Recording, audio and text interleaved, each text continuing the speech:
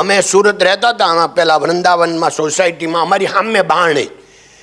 હવે એક છોકરી આ ઓલું આવે ને તમારે વોટ્સઅપ ને ફેસ ને કાંઈ પણ, તો એમાં કોઈની હારે એને કોઈ દે જોયો નહીં એવા છોકરા હારે પ્રેમ થઈ ગયો એમાં ફેસબુકમાં.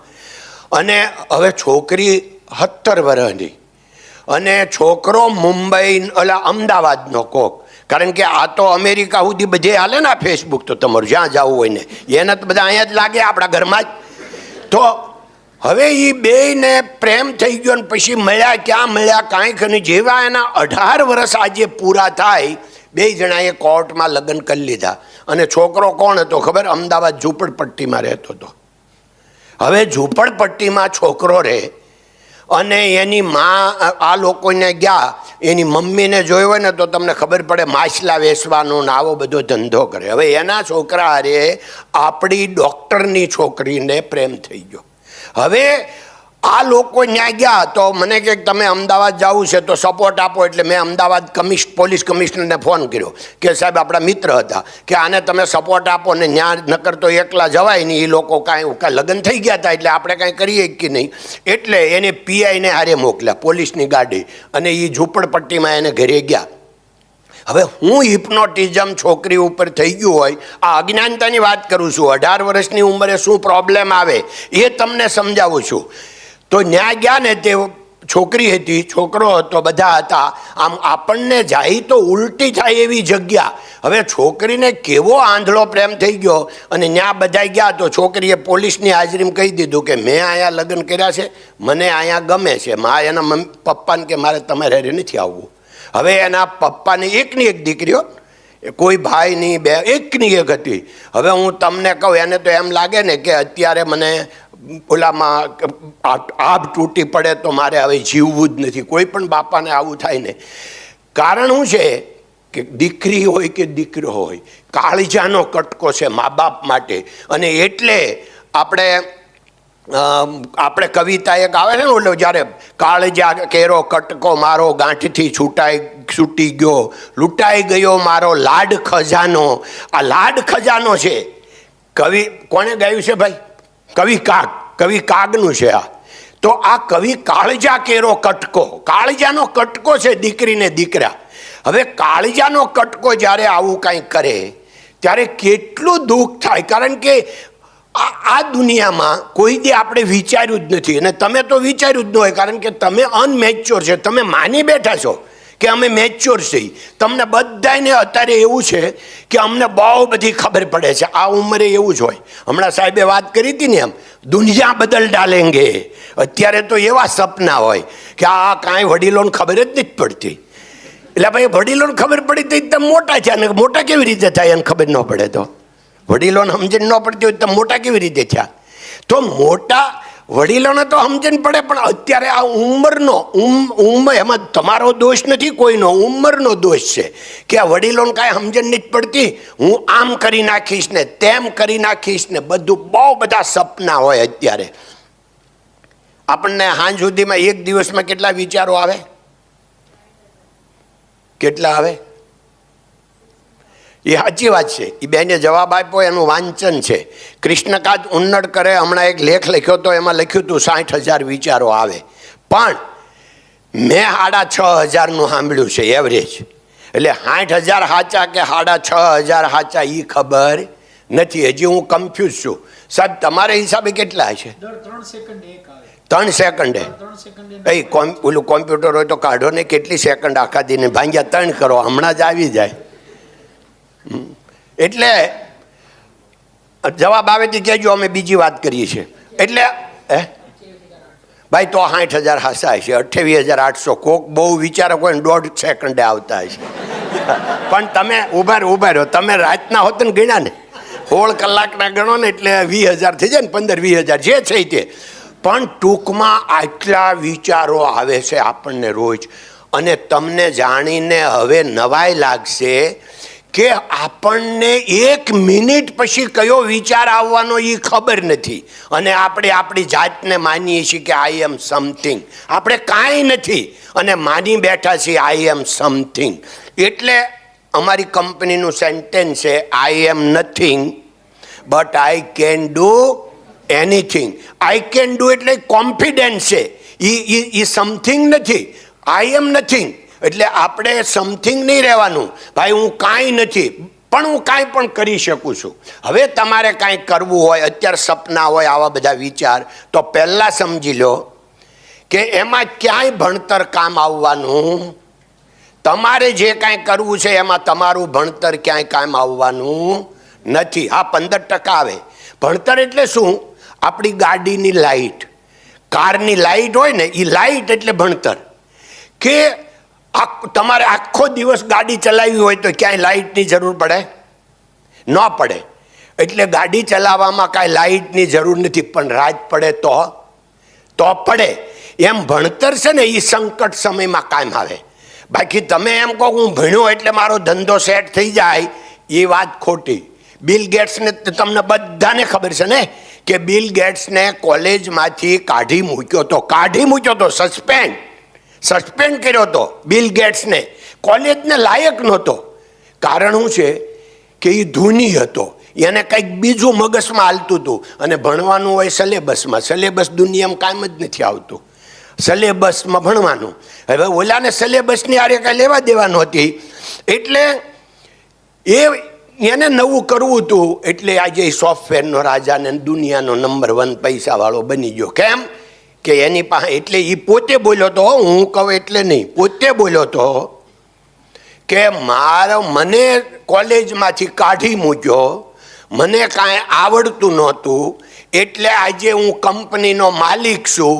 અને જે લોકો ગોલ્ડ મેડાલિસ્ટ બધા હતા એ અત્યારે બધા મારી ત્યાં નોકરી કરે છે. એમ બિલ ગેટ્સ પોતે બોલ્યો હતો. એટલે એનો અર્થ એવું નહીં કે આપણે ભણવું નથી, ભણવાનું જ. કારણ કે રાત પડે પછી ગાડી કેમ હાંકશો? ગાડી એટલે જોઈશે જ ભણતર. તો પણ ભણતર ઉપર આઈ એમ સમથિંગ ન થઈ જાય કે તમને અમે તો આટલું ભણ્યા, પપ્પા નહીં તો હવે 7 ચોપડી ભણ્યા હતા, 12 ચોપડી ભણ્યા હતા, અમે તો ગ્રેજ્યુએટ, અમે તો ડબલ ગ્રેજ્યુએટ. કાંઈ તમારું કામ આવવાનું જો તમે કાંઈ નહીં કરો તો. કારણ કર્યા વગર કાંઈ મળવાનું નથી. કરવાનું તમારે જ છે, તમારે પોતાને કરવાનું છે. એટલે આપણે વાતો તમારા એક પ્રશ્ન ઉપર કરતા જાઓ.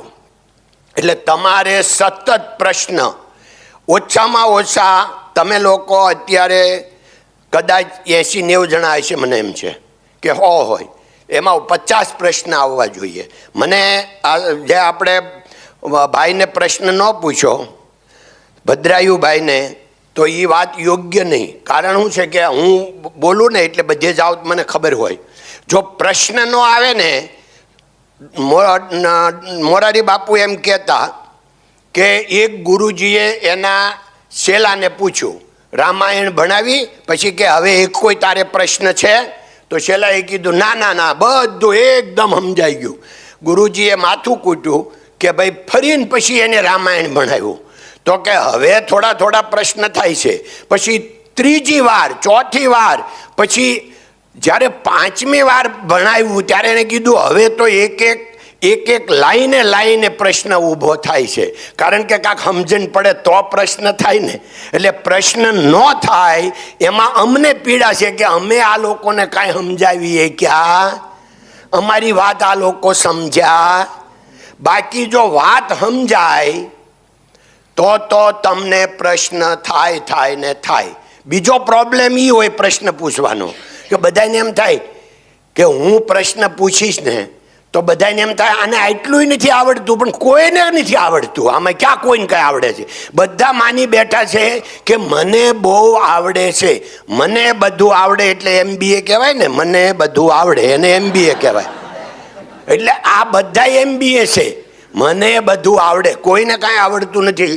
અને હું કોલેજમાં જાઉં ને આ વાત સમજાવું છું. એટલે તમને સમજાવું કે જો તમને બધું આવડતું હોય, તમને 1 લાખ વસ્તુ આપણે ભેગી કરીએ ને, 1 લાખ, એમાં એક વસ્તુનું જ આપણી પાસે જ્ઞાન હોય છે. 99,999 આપણું અજ્ઞાન હોય. આટલા મોટા આપણે અજ્ઞાની છીએ અને માની બેઠા છીએ કે મને બધું આવડે. કારણ કે પ્રેક્ટિકલ હું તમને સમજાવું, બધે સમજાવું છું એ જ અહીં સમજાવું કે આ હોલમાં તમને શું આવડે? હાલો, આ ખુરશી બનાવતા આવડે, શર્ટ બનાવતા આવડે, પેન્ટ બનાવતા આવડે, બૂટ બનાવતા આવડે, ચશ્મા બનાવતા આવડે, માઇક બનાવતા આવડે, આ લાઇટ બનાવતા આવડે, ફર્નિચર આવડે, ખુરશી આવડે, તમને આવડે શું?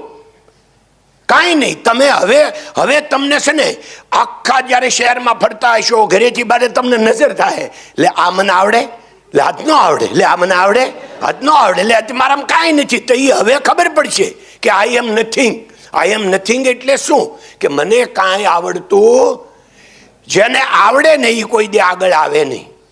એ પોતે માને મને કાંઈ નથી આવડતું, મારે શીખવું છે. અમે આ 70 વર્ષે હજી શીખ્યા જ કરીએ છીએ.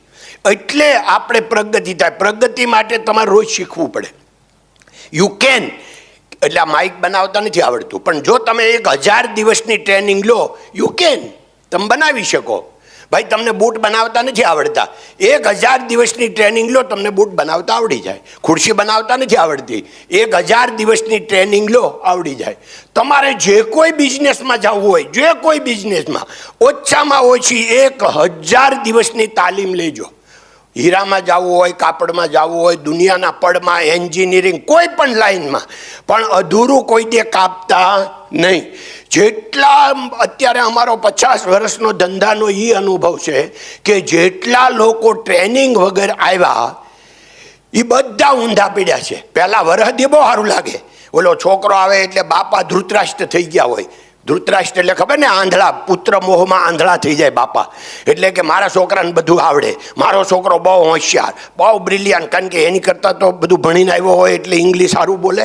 ઇંગ્લિશ સારું બોલવાથી કાંઈ પ્રગતિ થઈ જતી નથી.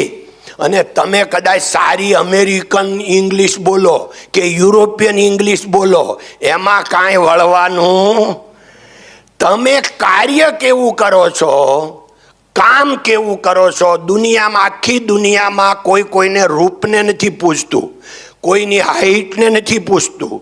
કોઈની હાઈટ નાની હોય, જાડા હોય, પતલા હોય, પણ કાર્યને બધા તમારા કાર્યને બિરદાવે છે. ભાઈ આપણે ગાંધીજી તો એમાં રૂપ હતું, ગાંધીજી રૂપાળા હતા, ગાંધીજીના ચશ્મા હારા હતા, ગોગલ્સ. તમે બધા ગોગલ્સ પહેરીને નીકળો ત્યારે વટ આવે છે ને, હડાયારે. ગાંધીજીને કેવા ચશ્મા હતા, તો આખા ભારતમાં અત્યારે ગાંધીજીના ચશ્મા તમને દેખાય છે, ખબર છે? દેખાય છે. શેમાં દેખાય છે?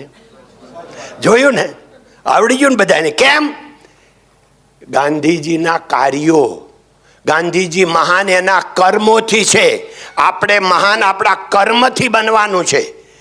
એક દીકરી સાસરે જાય, જેને ઘરે વહુ આવે એટલે લગ્ન થઈને જેવી આવે એટલે આખી સોસાયટી જોવા આવે, કેવી છે એ છોકરી, કેવી છે આની વહુ, કેવી ઓલાની વહુ કેવી છે, બધા જોવા આવે.